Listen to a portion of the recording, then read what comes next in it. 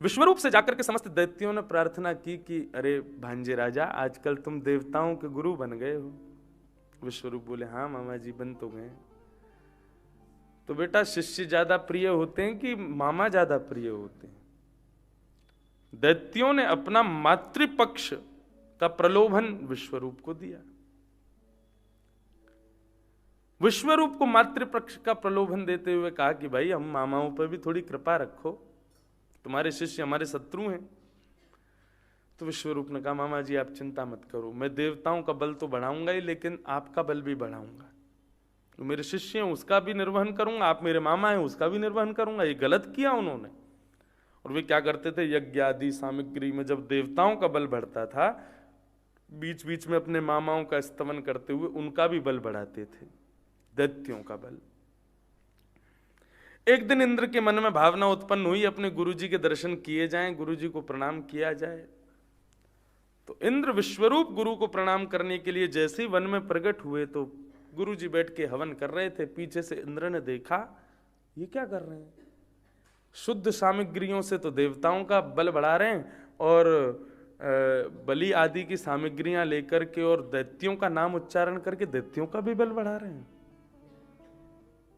शिष्य द्रोह, गुरुद्रोह नहीं, शिष्य द्रोह, इसका दंड तो इनको मिलना चाहिए। और इंद्र ने अपनी तलवार निकाल करके अपने ही गुरु का सर धड़ से अलग कर दिया, विश्वरूप को मार दिया।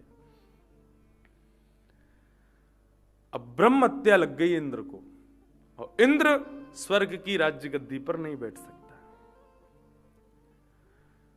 सब देवताओं ने निर्णय किया, क्या करें, इंद्र राज्य गद्दी पर नहीं बैठ सकता, और राजा विहीन यदि देवता हो गए तो फिर दैत्य चढ़ाई कर देंगे। तो फिर बीच का निष्कर्ष निकाला, यदि कोई 4 लोग आकर के इंद्र की ब्रह्मत्या को अपने ऊपर ले लें तो इंद्र राजा बन जाएगा। इंद्र की ब्रह्मत्या को 4 लोगों ने अपने ऊपर धारण किया। किस किस ने धारण किया? पृथ्वी ने धारण किया, वृक्ष ने धारण किया, जल ने धारण किया, और मातृशक्ति ने धारण किया। 4 लोगों ने ब्रह्मत्या को स्वयं के ऊपर ले लिया। पृथ्वी ने धारण किया, जो रक्त वर्ण का जहां कहीं भी पृथ्वी में दर्शन होता है वो ब्रह्मत्या का स्वरूप माना जाता है। और इंद्र ने पृथ्वी को ये वरदान प्रदान किया कि आपके अंदर कोई कितना भी गड्ढा कर ले, लेकिन आप पुनः समतल हो जाओगे। आप कभी भी इस प्रकार से अपने रूप से भिन्न नहीं रह पाओगी। ये वरदान इंद्र ने उनको प्रदान किया। दूसरी ब्रह्मत्या को अपने ऊपर स्वीकार किया वृक्षों ने। तो वृक्षों में कभी कभी जो हमको कोई डाल तोड़ने पर, पत्ता तोड़ने पर जो श्वेत दुग्ध उसमें से प्रकट होता है, वो ब्रह्मत्या का स्वरूप माना जाता है। और वृक्ष को इंद्र ने वरदान प्रदान किया कि आपको कोई कहीं से भी काट दे, आप फिर प्रकट हो जाओगे। आप जड़ से जब तक नहीं निकाले जाओगे तब तक आप नष्ट नहीं हो पाओगे। यदि थोड़े बहुत दिन बारिश आदि अच्छे से हो जाए तो वृक्ष कटा हो वहां से फिर पुनः प्रकट हो जाता है। पधारे प्रभु, जय हो। ये उठवाओ।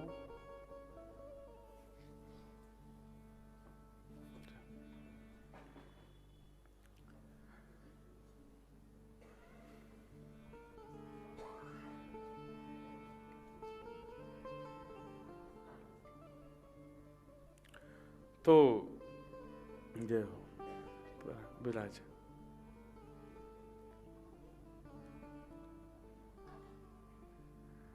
वृक्षों ने अपने ऊपर ब्रह्मत्या का दोष स्वीकार किया, और वृक्षों को इंद्र ने वरदान प्रदान किया कि आप कभी भी अपने रूप से विच्छिन्न नहीं हो पाओगे। सदैव जहां से भी आपका रूप विहीन होगा वहां से पुनः प्रादुर्भाव हो जाया करेगा। तीसरा ब्रह्मत्या का इंद्र का दोष अपने ऊपर धारण किया जल ने। तो जल में जहां कहीं भी झाग उत्पन्न होते हैं, फेन उत्पन्न होता है, वो ब्रह्मत्या का दोष माना जाता है। और जल को इंद्र ने यह वरदान प्रदान किया कि आप किसी के भी रूप को परिपूर्ण करने में सहायक बनोगे, आप कभी किसी के रूप को बिगाड़ोगे नहीं। इसलिए जल हर वस्तु में प्रयोग किया जाता है, उसके बिना किसी भी कार्य को संपादित नहीं किया जा सकता, क्योंकि जल को इंद्र का वरदान है। और चौथे ब्रह्मत्या दोष को अपने ऊपर स्वीकार किया मातृशक्ति ने, जिसके कारण वे प्रत्येक माह भगवत सेवा से विमुख रहती हैं। वो ब्रह्मत्या का दोष है। और उनको इंद्र ने वरदान प्रदान किया कि आप किसी को भी अपने वश में कर सकती हैं, आपको ये वरदान है। इस प्रकार इंद्र ने अपनी ब्रह्मत्या के दोष को बांट दिया। लेकिन विश्वरूप गुरु के जो पिता हैं, त्वष्टा, उनको इससे सहमति नहीं थी कि मेरे पुत्र को मार दिया, बेमतलब मार दिया। इंद्र राजा है तो कुछ भी करेगा।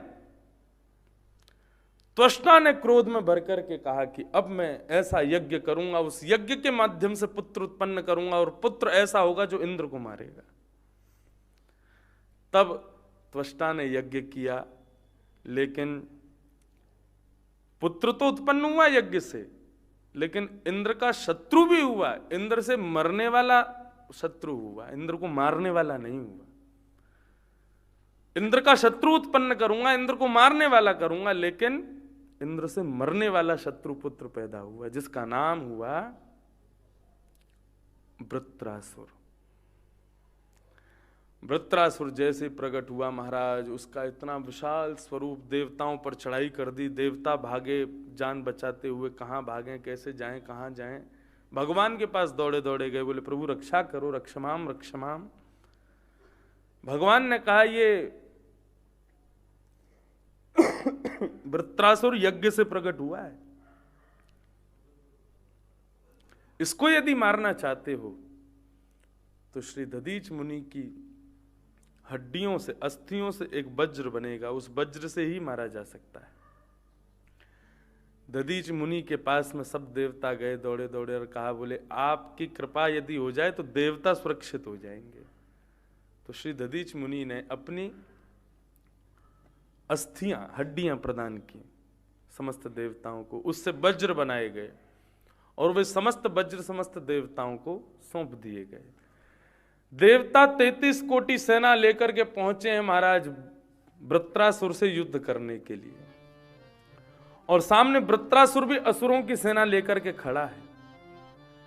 लेकिन जैसे ही सामने से देवताओं को आता देखते हैं समस्त देवता, और देवताओं के हाथ में बड़े बड़े आयुधों को देखते हैं और बड़े बड़े वज्रों को देखते हैं, उन वज्रों को देख करके देवता घबराने लगते हैं, दैत्य घबराने लगते हैं कि अब तो हमारी मृत्यु निश्चित है, ये हमको जान से मार देंगे। तब वृत्रासुर अपने समस्त दैत्य भाइयों को उपदेश करता है। वो कहता तुम डर क्यों रहे हो इन वज्रों से? बोले अरे हमारी मृत्यु हो जाएगी ये वज्र यदि स्पर्श भी कर गए तो वृत्रासुर कहता है, द्वौ सम्मता बिह मृत्यु दुरापौ यद ब्रह्म संधारणया जितासु कलेवरम योग रतो विजाइहा यद गृणी वीर शैले निवृत्ति। आप दुखी क्यों होते हो? दो प्रकार के लोगों को मुक्ति प्राप्त होती है। किसको मुक्ति मिलती है? एक वो जो अपने अंतिम काल में भगवत स्मरण करते हुए मृत्यु को प्राप्त होता है, उसको मुक्ति मिलती है। और दूसरे किसको मुक्ति मिलती है? बोले जो अपनी प्रजा की रक्षार्थ, अपने देश की रक्षार्थ, अपने परिवार की रक्षार्थ युद्ध करते हुए अपने प्राणों का परित्याग कर दे, उसको भी मुक्ति मिलती है। अंत में भगवत स्मरण कर पाना हमारे लिए असंभव है, हम दैत्य हैं। लेकिन आज अपने दैत्य कुल की रक्षा के लिए यदि इन देवताओं से युद्ध करते हुए मारे भी जाएंगे तो डरना क्यों? मुक्ति तो हमको मिलनी है। डर क्यों रहे हो? आओ युद्ध करेंगे। लेकिन वृत्रासुर की स्तुति का, वृत्रासुर के सुंदर प्रवचन का दैत्यों पर कोई प्रभाव ही नहीं हुआ। प्रवचन का प्रभाव किस पे नहीं होता? दैत्यों पे ही नहीं होता, बाकी तो सब पे होता ही है। प्रवचन, कथा आदि इन सब का प्रभाव किस पे नहीं होता? जो दुर्बुद्धि हैं उन पे ही नहीं होता। जिन पर प्रभाव होता है वही देवता तुल्य होते हैं। वो बोले अरे तुम बड़ी बड़ी बातें कर रहे हो, ऐसा कुछ नहीं, हमको मरना नहीं है, हम ये युद्ध में मरेंगे नहीं। सारी सेना भाग गई, अकेला वृत्रासुर खड़ा है और वृत्रासुर को मारने के लिए सामने 33 कोटि देवता खड़े। वृत्रासुर इंद्र को देखता है और इंद्र को देखते हुए कहता है, अरे इंद्र, तू इतना अपवित्र है कि अग्नि भी तुझे कभी पवित्र नहीं कर सकती। गुरुद्रोही है, ब्राह्मण हत्यारा है, मेरे भाई का हत्यारा है तू। लेकिन क्या करूं, आज मेरी मृत्यु सुनिश्चित है तेरे हाथों, क्योंकि तेरे हाथ में वज्र है। लेकिन इंद्र, फिर भी मैं तुझसे ज्यादा सौभाग्यशाली हूं। क्यों? आज अपनी मृत्यु को सामने खड़ा देख रहा हूं, अपनी मृत्यु को स्वीकार कर रहा हूं, लेकिन मृत्यु से पहले इस रणभूमि में मैं ठाकुर जी को प्रकट करके उनका दर्शन करते हुए तेरे हाथों से मर करके उन्हीं में विलीन हो जाऊंगा।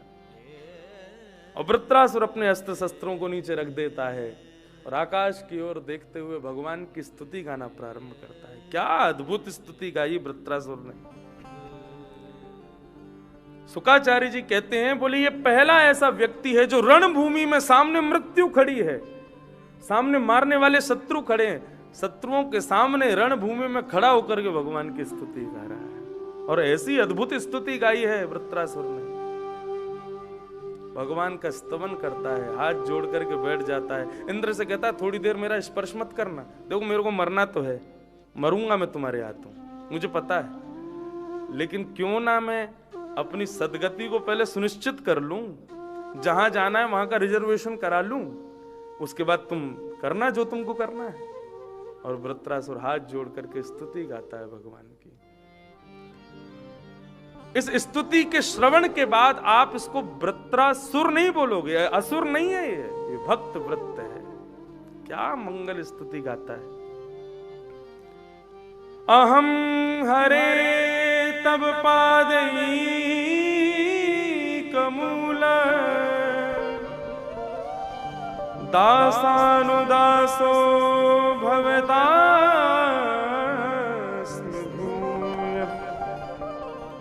मनस्मरेता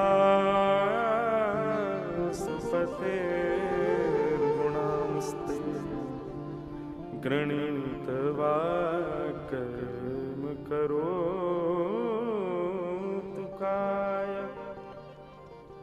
ये प्रभु, मैं आपसे एक वरदान मांगना चाहता हूं। भगवान उसके मनोभाव से उत्तर दे रहे हैं। क्या मांगना चाहते हो बताओ? बोले, हे प्रभु ऐसी कृपा कर दो कि आप मुझे मत मिलना। भगवान बोले, मैं नहीं चाहिए तुझको? हाँ, आप नहीं चाहिए, तो फिर क्या चाहिए?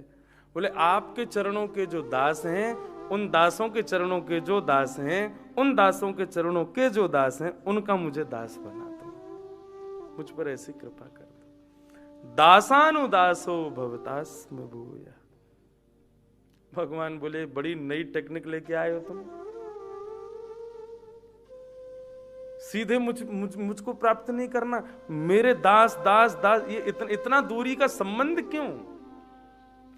बोले, क्योंकि गुरुवर, हे प्रभुवर, जब पिता पहली बार पुत्र को जन्म देता है ना, पुत्र घर में आता है, तो पिता का उसके प्रति बहुत स्नेह होता है। लेकिन जब वो पुत्र बड़ा हो जाता है, उसका ब्याह हो जाता है, जब उस पुत्र का पुत्र जन्म लेता है ना, तो वो पिता जिसने पुत्र को देख करके खुशी मनाई थी, वो अपने नाती को देख के और खुशी मनाता है।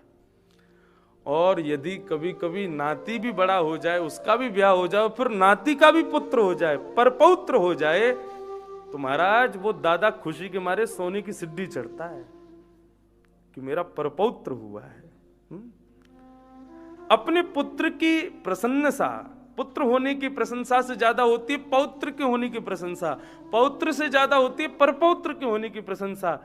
और यदि किसी के पर पौत्र हो जाए तो महाराज वो तो नृत्य करेगा, तो इसलिए प्रभु आपका कोई भक्त बनता है तो आपको होती प्रशंसा, भक्त का कोई भक्त बनता होता है तो आपको होती अति प्रसन्नता।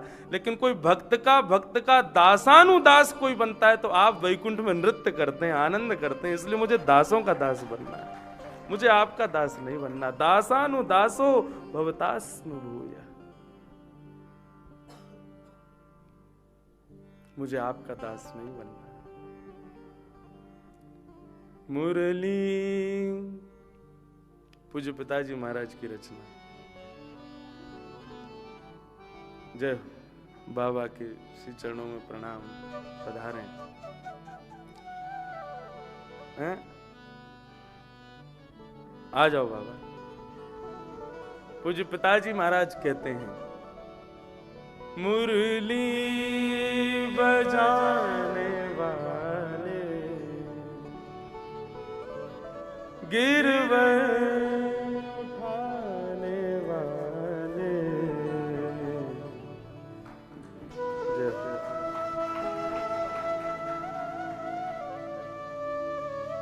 बाबा यहीं विराज हो।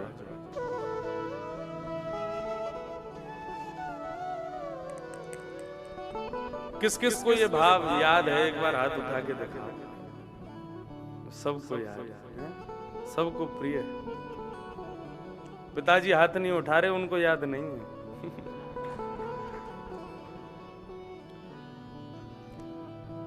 और ये भाव मुझे कभी पिताजी ने सुनाया भी नहीं, हमारी माताजी ने सुनाया कि पिताजी लिखते थे। कितना अच्छा भाव है।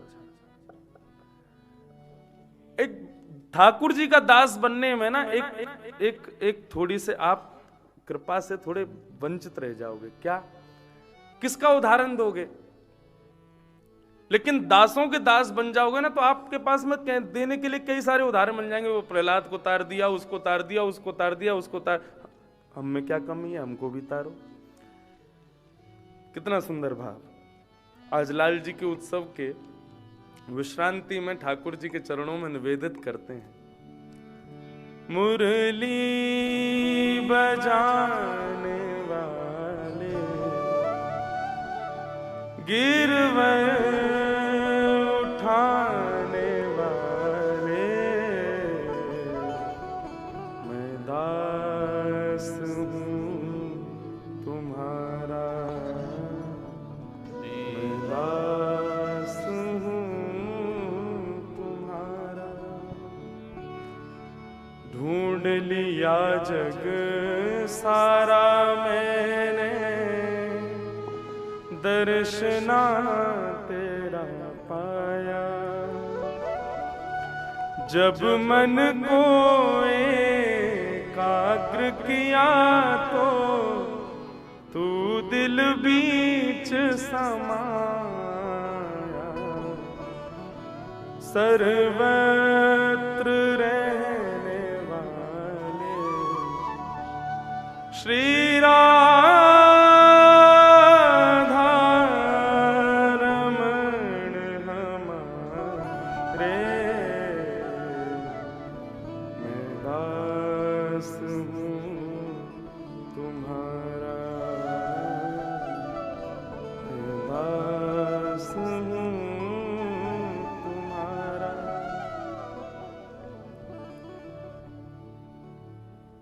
पतित अजामिल गणिका तारी, मुझको क्यों बिसराया। गाइए।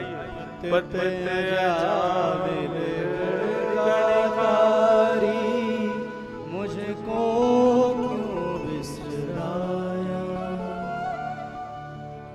कृष्ण चंद्र सुन बिनती हमारी, मैं द्वार तुम्हारे आया। सर्वत्र रहने वाले श्री के बिहारी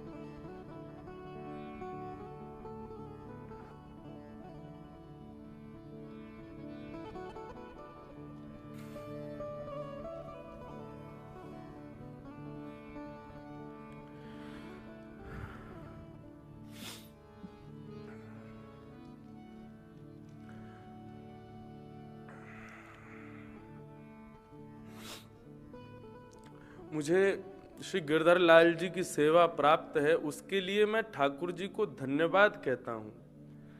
लेकिन ऐसे माता पिता, ऐसे कुल प्राप्त है, उसके लिए मैं धन्य भाग्य कहता हूँ अपनी।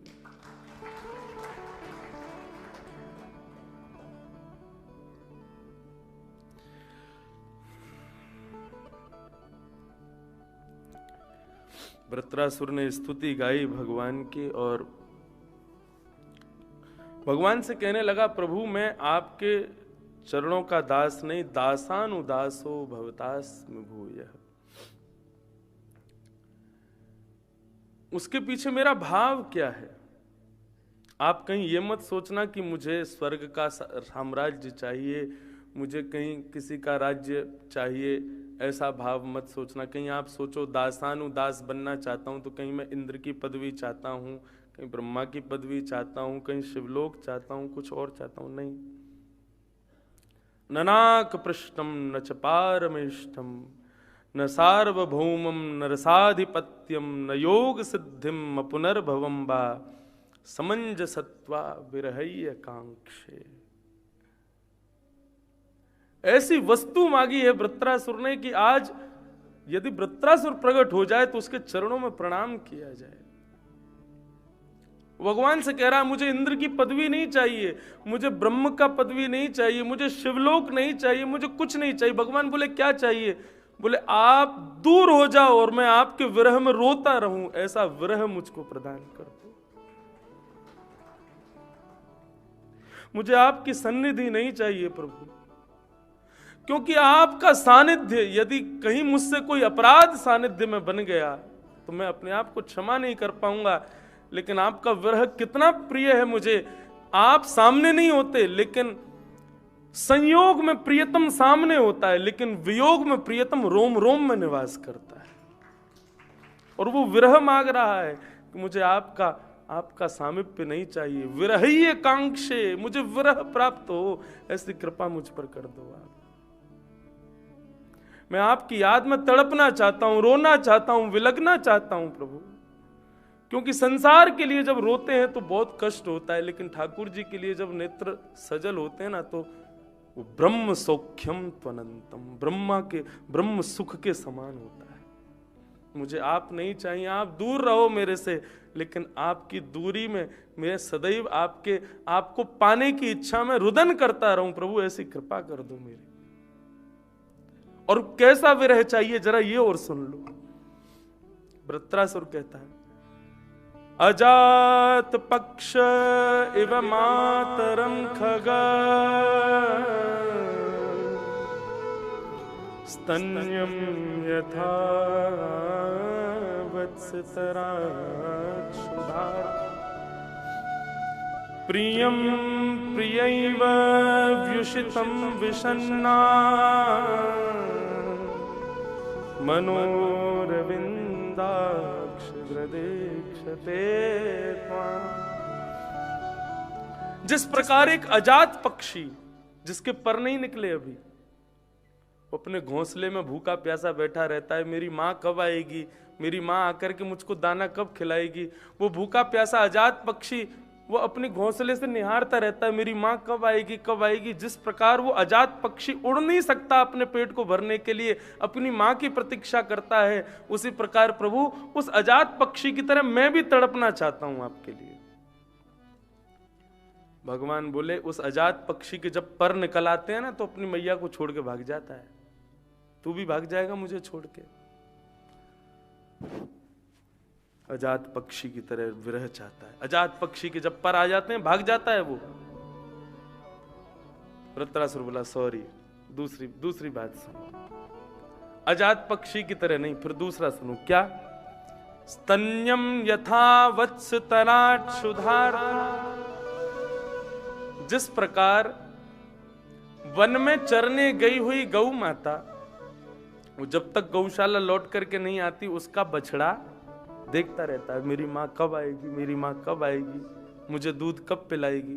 तो जिस प्रकार वो भूखा बछड़ा अपनी माँ की याद करता है, माँ के लिए तड़पता है, और जैसे ही उसको दिखता है कि दूर से माँ आ रही है, वन से चर के आ रही है, हरी हरी घास खा के आई है, इसके अब बढ़िया बढ़िया दूध निकलेगा, मैं पीऊंगा, तो वो बछड़ा अपनी पूंछ उठा करके कूदने लगता है, दौड़ने लगता है, मचल जाता है। उसी प्रकार मैं भी आपके लिए विरह चाहता हूं। भगवान कहने लगे, दूध पी के तृप्त हो जाता है ना बछड़ा, पकड़ में नहीं आता, वो इतना उतना उद्दंड हो जाता है, फिर तू भी ऐसा ही हो जाएगा। अच्छा सॉरी, एक अंतिम बात सुन लो। ये क्या? प्रियम प्रियैव व्युषितम विषन्ना। प्रियतम के परदेश जाने पर उसकी प्रियतमा निरंतर यही विचार रखती है, मेरे प्रियतम कब आएंगे, मेरे प्रियतम कब आएंगे, हमारा मिलन कब होगा, मैं उनको कब देखूंगी, कब निहारूंगी, कब उनका दर्शन करूंगी। एक प्रकार जिस प्रकार एक प्रियतमा अपने प्रियतम के परदेश जाने पर निरंतर उसका स्तमन करती है, इसी प्रकार एक प्रियतमा का भाव धारण करके मैं, हे प्रभु, हे मेरे प्रियतम, मैं आपका स्मरण करना चाहता हूं। है ना गजब की स्तुति वृत्रासुर की। श्री वल्लभाचार्य जी महाराज ने जब इस बात को सुना, श्री वृत्रासुर की इन स्तुतियों को सुना, वल्लभाचार्य जी ने कहा कि ये हमारे श्री वल्लभकुल संप्रदाय के पथ प्रदर्शक हैं ये श्लोक। पूर्ण प्रपत्ति का भाव।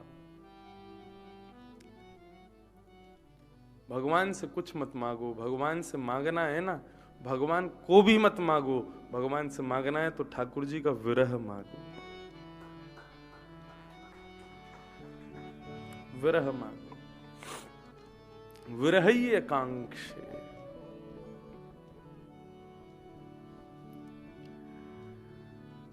वृत्रासुर ने भगवान से विरह मांगा। कहां तक कहें, सामने खड़ा हुआ मारने वाला इंद्र भी पिघल गया। हाथ में शस्त्र लेकर के इंद्र क्या कहता है वृत्रासुर के भाव सुन करके, अहो दानव सिद्धोसी यश्यते मतिरीदृशी भक्तः सर्वात्मनात्मानं सुहृदं जगदीश्वरम्। अरे दानव, ओ भैया मेरे शत्रु, तू तो परम सिद्ध है। हम तो किसी प्याऊ में, किसी प्रेम की प्याऊ के जल को पी रहे हैं, तू तो प्रेम के समुद्र में अवगाहन कर चुका है भैया। तू जिस श्रेणी में है उस श्रेणी की तो हम पे छींट पड़ जाए तो हम देवता कृतार्थ हो जाएं। इंद्र ने तो एक बार को ऐसा भाव लगा कि इंद्र ने शस्त्र छोड़ दिया, मैं मारूंगा ही नहीं तुझे। लेकिन यहां आगे वर्णन आता है कि स्वयं वृत्रासुर ने कहा, अब मत पीछे हटना, अपना शस्त्र लो, आक्रमण करो मेरे ऊपर। और इंद्र ने अपने वज्र को उठा करके जैसे ही वृत्रासुर के गले में मारा, 1000 वर्ष तक वृत्रासुर के गले को काटता रहा इंद्र। 1000 वर्ष तक युद्ध चला वृत्रासुर और इंद्र का। 1000 वर्ष बाद जब सर धड़ से अलग हुआ वृत्रासुर का, एक दिव्य ज्योति भक्त स्वरूप धारण करके प्रकट हुई और उस ज्योति को अपने में समाविष्ट करने के लिए शंख चक्र गदा पद्मधारी नारायण पधारे और आकर के उस ज्योति को अपनी भुजाओं से अपने हृदय में धारण कर। बोलो भक्त वत्सल भगवान की जय। भक्तराज वृत्रासुर की जय। ऐसे भक्त हुए श्री वृत्रासुर। इन वृत्रासुर से हमने क्या सीखा? भगवान से भगवान को भी मत मांगो, भगवान से मांगना है तो ठाकुर जी का विरह मांगो। समंजसत्वा विरही एकांक्षे। मेरा नाथ तू है, मेरा नाथ तू है, नहीं मैं अकेला, मेरे साथ तू है। मेरा नाथ तू है, मेरा नाथ तू है, नहीं मैं अकेला, मेरे साथ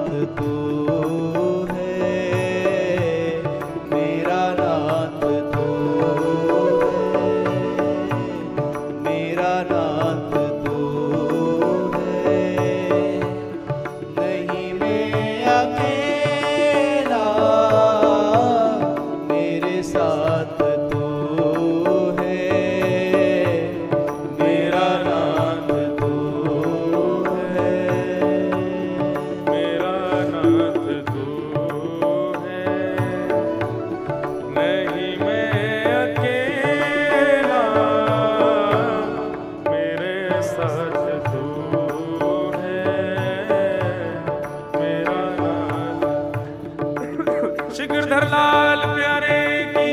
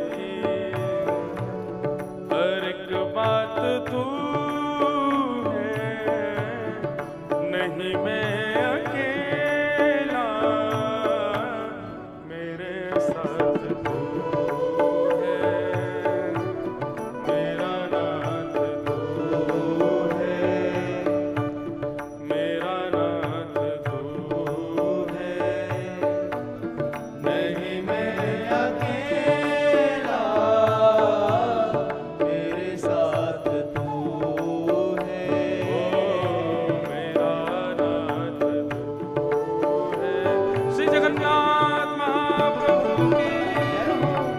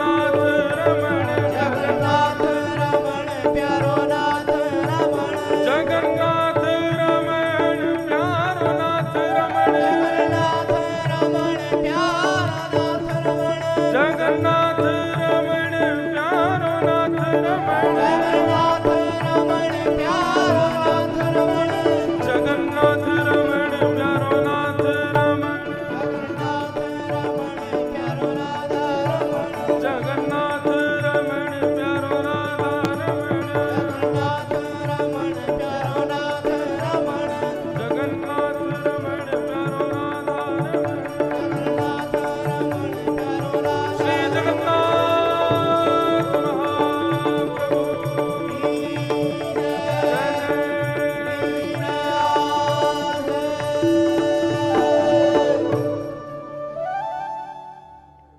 वृत्रासुर ने भगवान की मंगलमयी स्तुति का गान किया। परीक्षित जी महाराज ने पूछा कि महाराज ये वृत्रासुर इतना बड़ा भगवान का भक्त, निश्चित ही पूर्व जन्म के कोई इनके सुंदर कार्य रहे होंगे। तब वृत्रासुर के पूर्व जन्म की कथा भी यहाँ बताई गई और पूर्व जन्म में 2 जन्मों की कथा बताई। एक बार ये राजा बने थे, फिर उसके बाद भगवान नारद जी की कृपा से फिर ये एक बार देवतुल्य एक ऋषि बने, फिर शंकर जी का एक स्वरूप का अपमान किया तो पार्वती जी ने इनको शाप दिया कि तुम दैत्य बनो। लेकिन पार्वती मां स्वरूपा है, वात्सल्य कृपा सागर है मां।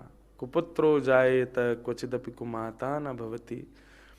श्री पार्वती जी ने आशीष के भाव से श्राप दिया तो श्राप तो लगा, दैत्य तो बने, लेकिन भगवान के भक्त बन करके दैत्य बने। भगवान की भक्ति करते हुए इन्होंने अपने प्राणों का परित्राण किया। इसलिए कहते हैं क्रोधापि देवेन वरेण तुल्यम। बड़े लोगों का क्रोध वरदान के समान होता है। यदि आपके बड़े बुजुर्ग आप पर क्रोध नहीं करते तो जानबूझ के ऐसा कुछ करो कि उनको क्रोध आवे, क्योंकि वो क्रोध में जब तक कुछ कहेंगे नहीं तब तक वरदान प्राप्त होगा ही नहीं। जब वो वरदान दें, गुस्से में कुछ उल्टा सीधा बोल दें, तब समझना कृपा हुई है। मैया से जाके बोलो आज हमको दाल चावल खाने, मैया दाल चावल बना दे, तो फिर को नहीं रोटी खानी है, रोटी बना दे, तो फिर कह दे नहीं इडली खानी है, तो इडली भी बना दे, फिर कह दे नहीं नहीं डोसा खाना है, तो फिर जब चप्पल उड़ती आवे 8 नंबर की तो समझ लो अब कृपा होगी। क्रोधापि देवेन वरेण तुल्यम। हमारे कन्हैया इतने जगत प्रसिद्ध इसलिए हैं क्योंकि यशोदा जी ने खूब वरदान दिया है लाल जी को। उखल में बांधा, छड़ी लेके पीछे दौड़ी, खूब डांटे फटकारे, तभी तो लाल जी इतना नाम कमा रहे हैं हमारे जगन्नाथ जी सब जगह। क्यों? यशोदा मैया कृपा कर। वो एक पद है ना, हमारी मैया को बहुत पसंद है, कमरिया खो गई ठाकुर जी की, काली कमली खो गई ठाकुर जी की। एक बार कैसे वो कैसे उसका प्रथम शब्द बता दो फिर याद आ जाएगी ना। कामर चोरी भाई नहीं, हाँ देख पीछे तो लाल जी बोल रहे, कामर कौन लई हो मैया मोरी, कामर कौन लई हो मैया मोरी। अरे लाल जी तुम पे अगर पद हो तो लाके दे ही दो बाहर।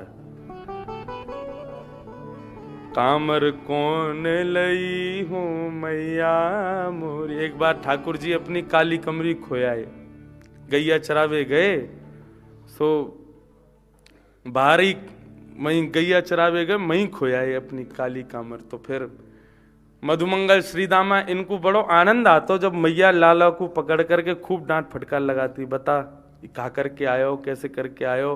तब ठाकुर जी तर्क देते, बोले ऐसो भयो ऐसो भयो ऐसो भयो। तो उन सब भावन को सुनकर के मधुमंगल श्रीदामा आदि ठाकुर जी के समस्त सखान को बड़ा सुख मिलता हो कि लाला कैसे कैसे बहाने बना करके अपनी भावन को कहवे। तो ऐसे मंगल भाव हैं। तो क्रोधापि देवेन वरेण तुल्यम। वृत्रासुर इसीलिए असुर बने क्योंकि पार्वती जी का क्रोध भरा आशीर्वाद प्राप्त था। लेकिन पार्वती जी का आशीर्वाद था इसलिए भगवान के भक्त भी हुए।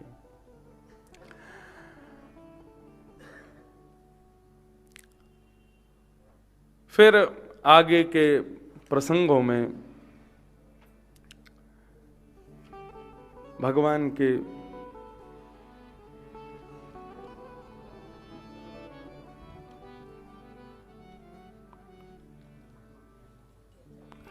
कांबर कौन लई हूँ मैया मोरी, कामर कौन लई हो मैया मोरी,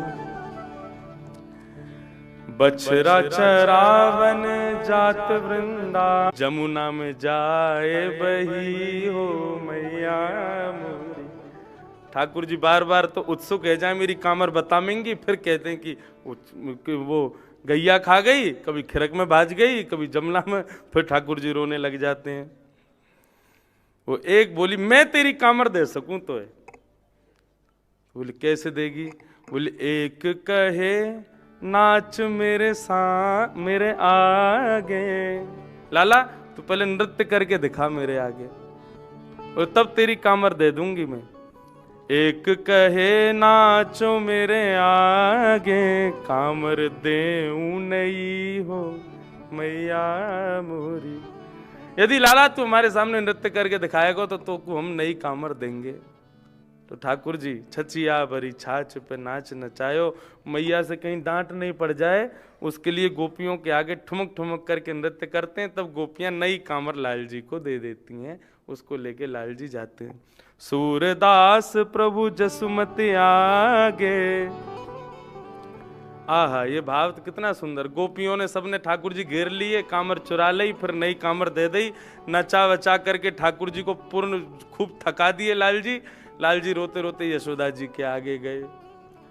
सूरदास प्रभु यशोमति आगे, कहा भयो, बोले लाल जी की असुवन धार बही हो मैया मोरी। मुख गोपिन ने पकड़ लियो, और कोई के खिरक में गई, कोई के गैया चबा गई, कोई के यमुना में बह गई।